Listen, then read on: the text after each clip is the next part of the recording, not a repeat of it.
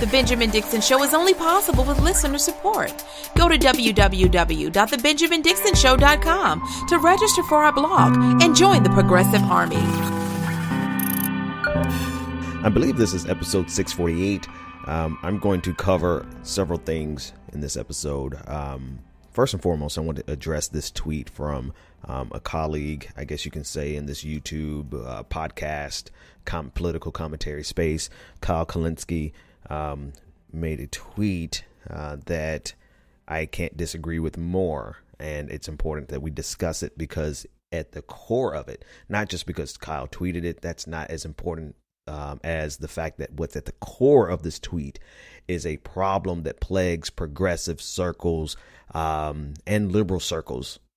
Progressive circles, probably more because, well, let me read the tweet to you when we get started.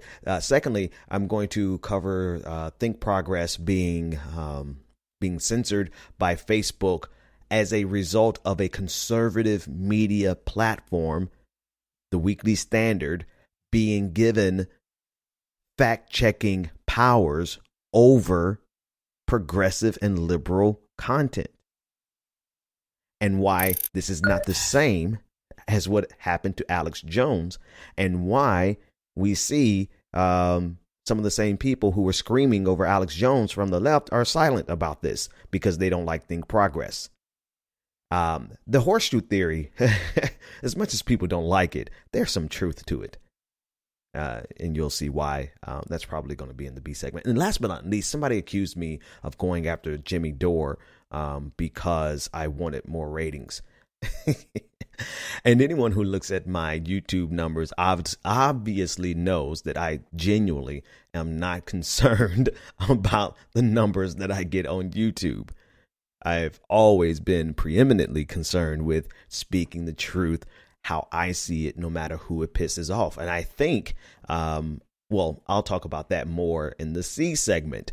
But since I've been accused of that, I think I will actually do that and use Jimmy Dore and explain to you all why I think Jimmy Dore is a scourge on progressive politics, progressive commentary. And I don't even think he's a progressive. And I'm going to do that in the patrons only segment in honor of the person who accused me of doing that. How about that? All right, let's get to the actual story here. The first thing that I want to talk about, Kyle Kulinski. We've been friendly since like I started. Kyle was one of probably the first or second person with a big platform to reach out to me. So I have no beef with Kyle whatsoever, with the exception of this thought process that downplays, even if not intentionally. And I'm going to extend an offer of good faith in this tweet that he is not intentionally saying that he wants to bring that social issues and the culture war are secondary. I'm going to say that despite the fact that this is how the tweet reads.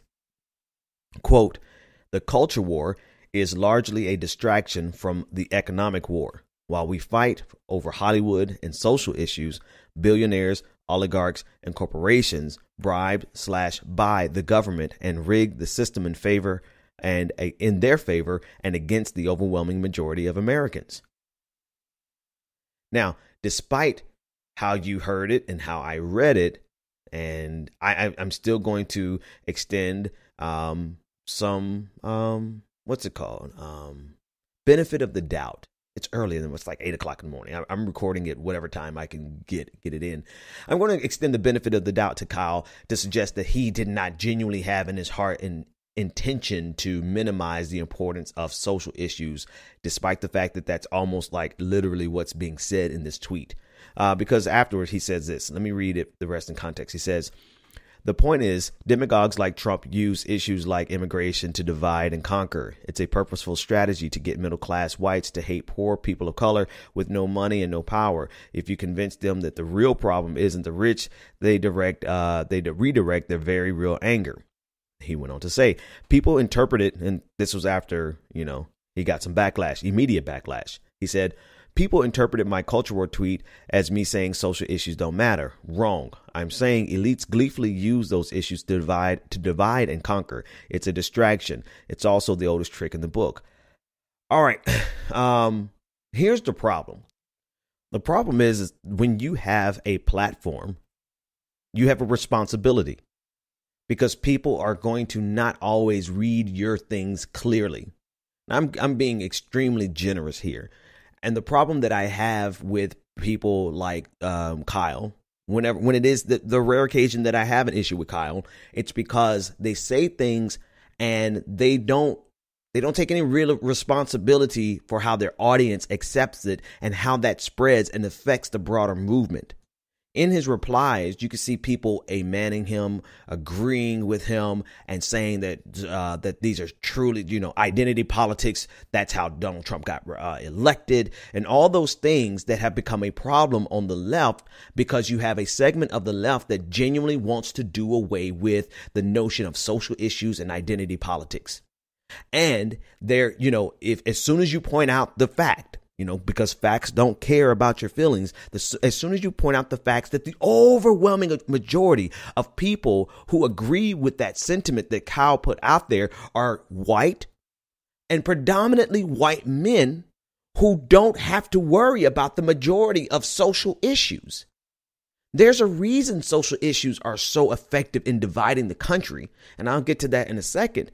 But in progressive circles, we have this problem, and there are maybe one, from the black side of the equation, you have maybe one or two individuals who are out here parroting this type of sentiment.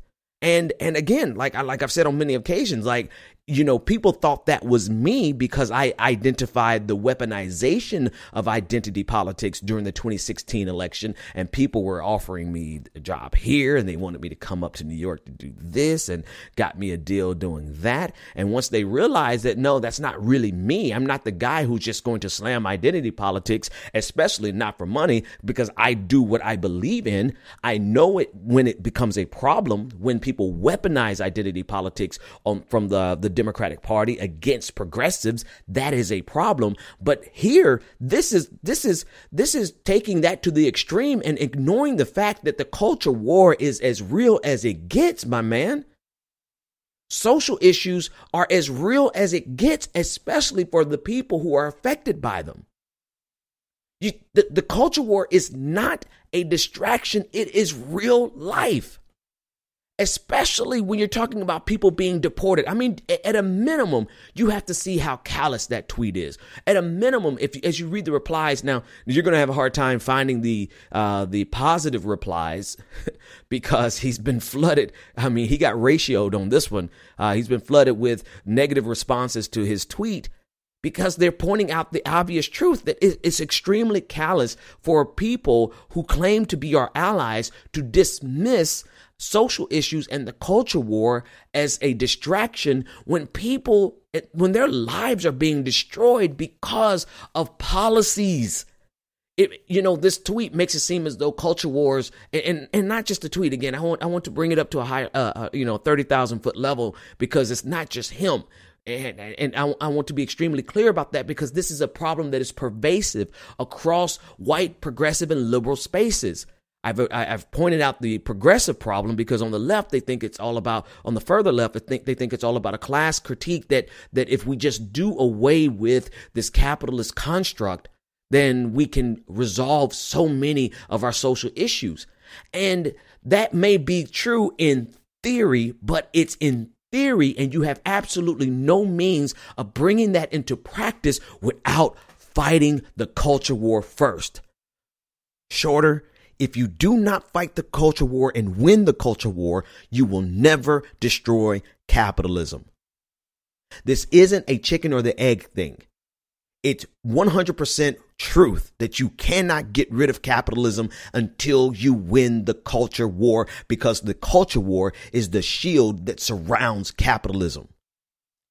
And again, I want to reiterate that this is a problem in the progressive circles, the left, socialist left, but it's also a problem in liberal circles, the very people who like to weaponize identity politics, the very people who like to prop up social issues as a means of excusing their piss poor economic policies.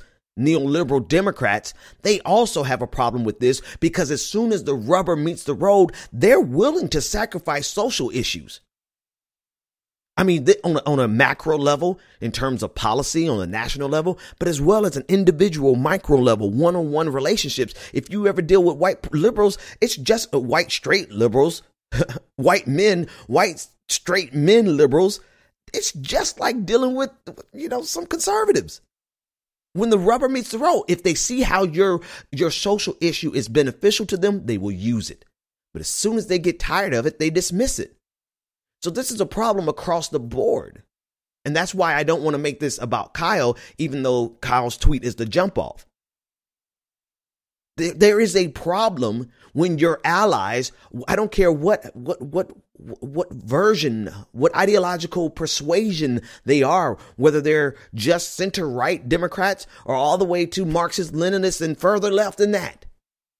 There is a problem when your so-called allies want you to stand in solidarity with them. But as soon as it becomes an issue of social issues and something that affects your identity directly, they're like, oh, it's identity politics. We just I'm so tired of identity politics. I don't know if that was like a mixture of Rush Limbaugh and Yoda. I don't know what that impersonation was, but that's the problem. Now, here's why you all are wrong, 100% up and down. I already explained, if you think that ending capitalism is going to solve all of our social issues, it's very clear that you cannot end capitalism. You won't even get close to capitalism. You can't even, look at this, you can't even stop them from lowering taxes on the wealthiest people, giving $2 trillion to the wealthiest people in this country. You can't even do that. And you think that the issue is ending capitalism?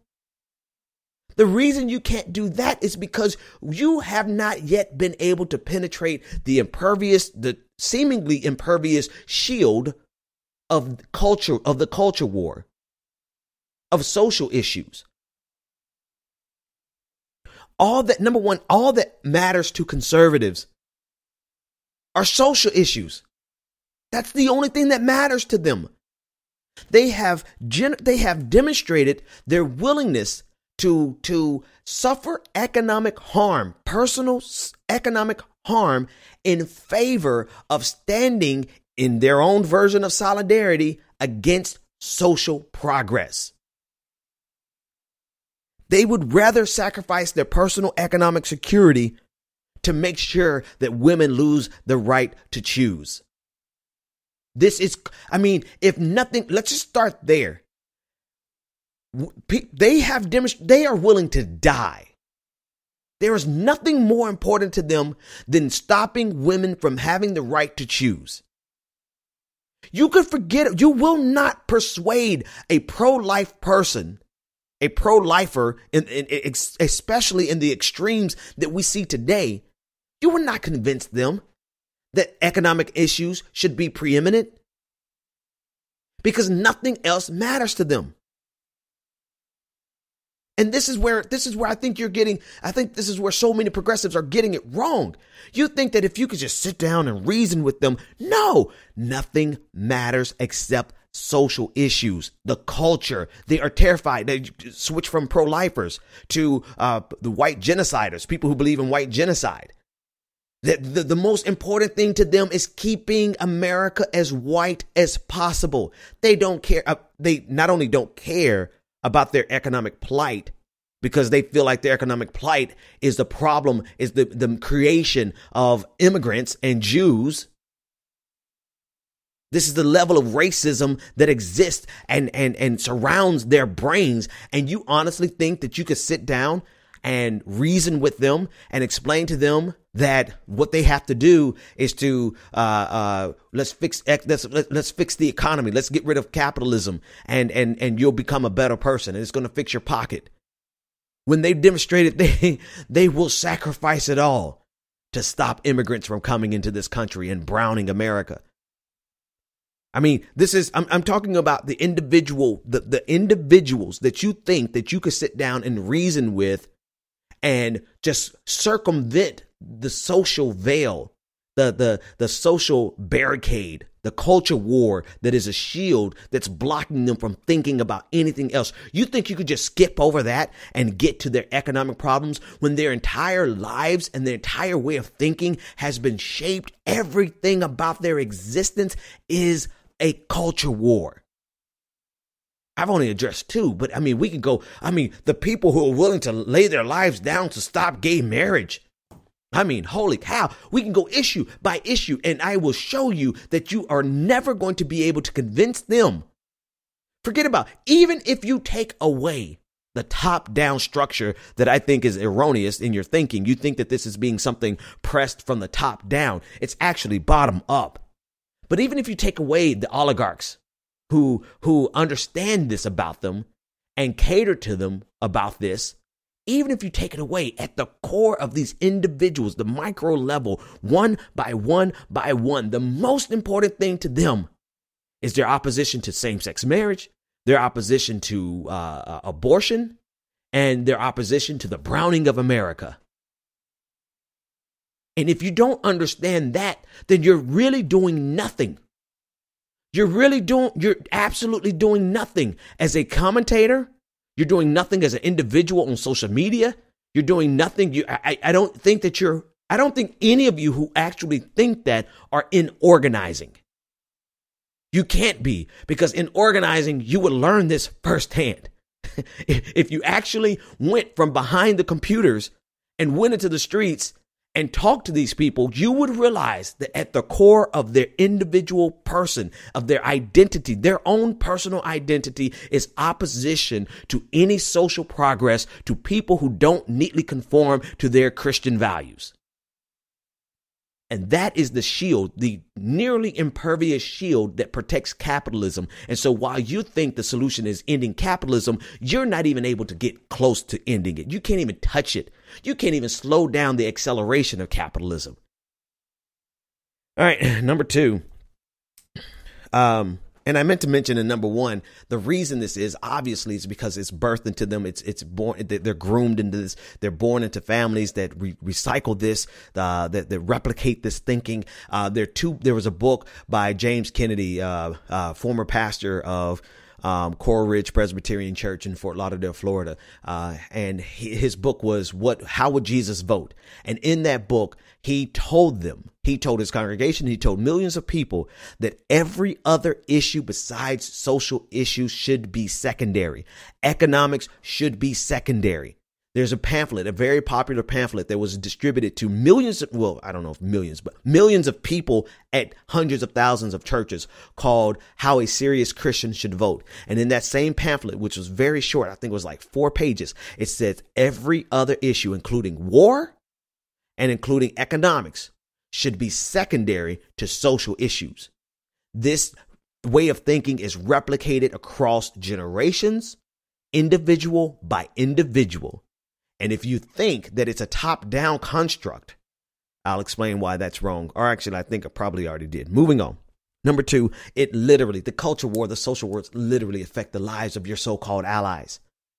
Like, while you're waiting on your communist and socialist utopia, which I hope we get to, but while you're waiting on it, and while you're pontificating about how all we have to do is get rid of capitalism, and we'll have an egalitarian society, and everybody will be equal. While you're shouting that from the rafters, people are being deported.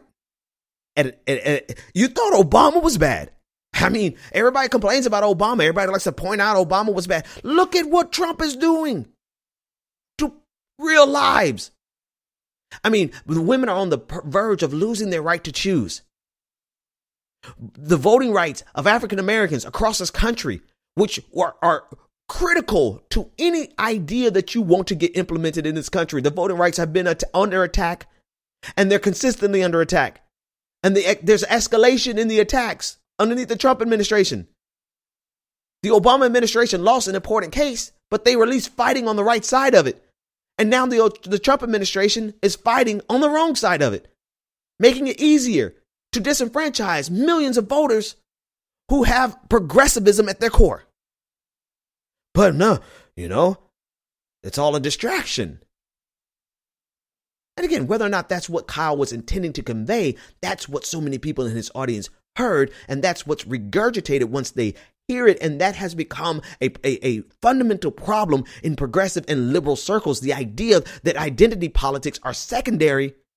And I'm trying to explain to you, if you truly want an economic revolution, it has to be preeminent, because you'll never get a person to care about their economic struggle when their minds are completely locked with social issues and their opposition to social progress. Meanwhile, your allies are out here dying, losing the right to choose, losing the right to vote, being disenfranchised, being killed in the streets by police. Racism has always been here, but now it's Donald Trump has revealed the ugliness of America. People one-on-one interactions in the grocery stores being said, that's why Trump's going to build the wall, has become the new racist refrain.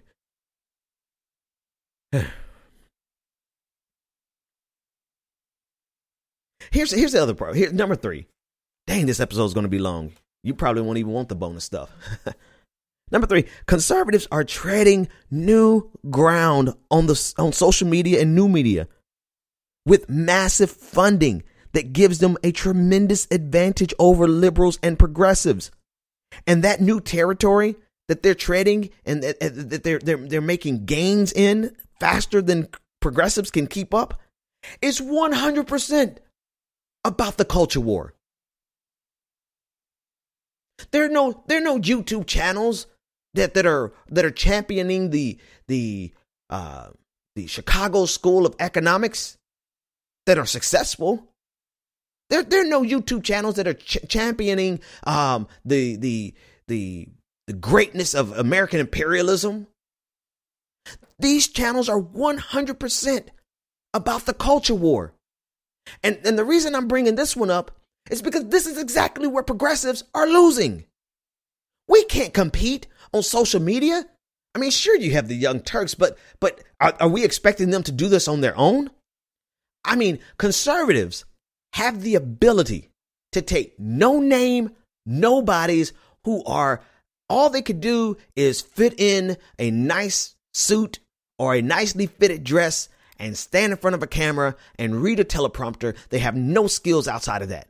I mean, look at Candace Owens, who doesn't know the difference. I know I said this the other day. I'm going to keep saying this. This person, I got to choose my words wisely. This person doesn't know the difference between climate change and the forecast for the next day. And yet, the conservative construct, their infrastructure has the ability to take these people and give them millions of views and give them hundreds of thousands of dollars and make them celebrities pushing the culture war, waging the culture war. They have the ability to do that in a matter of weeks, to take a nobody with no talent and blast them and create stars.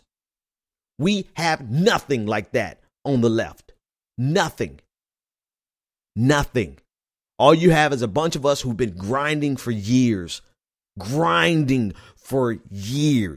I mean, look at how long the Young Turks have been grinding, and they're just getting they have the level of success as a Ben Shapiro.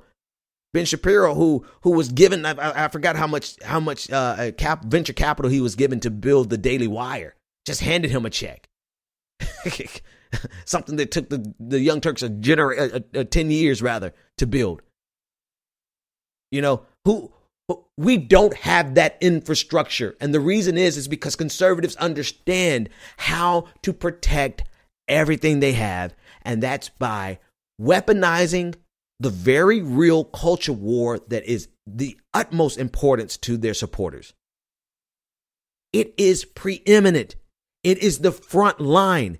You will never get to any of your, I'm done. I'm done with this. You'll never get to any of your economic goals unless you outright destroy this, win. You have to win the culture war.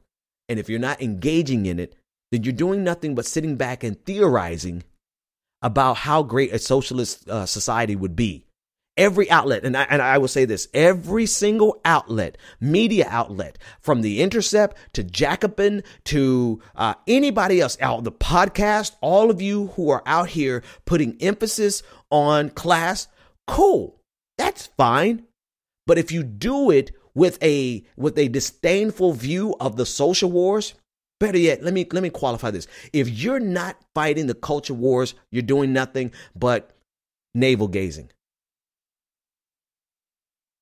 Sure, maybe you'll convince that one white dude who never really has had to worry about the culture war because it's not waged against him. Maybe you'll convince him to come over from being an economic libertarian to becoming a socialist. Congratulations. There's like I don't even know how many tens of millions, 100 million. I don't know the number. But there's a legion of other individuals who never cared about their economic plight because the most important thing to them is destroying any social progress. And you assist them with this by not fighting in the culture wars and by reducing it down to identity politics, and we've got to get rid of that. All right, coming up in the patron section, Think Progress is censored by Facebook. Why this is distinctly different than Alex Jones. And if you're on the left and you don't think so, and you don't think it's important, you suck. And then last but not least, why Jimmy Dore sucks. Especially as a progressive. I don't even think he's progressive. Go to patreon.com/the BPD show as I monetize Jimmy Dore. Like I was accused of it, right? So let's do it. Patreon.com.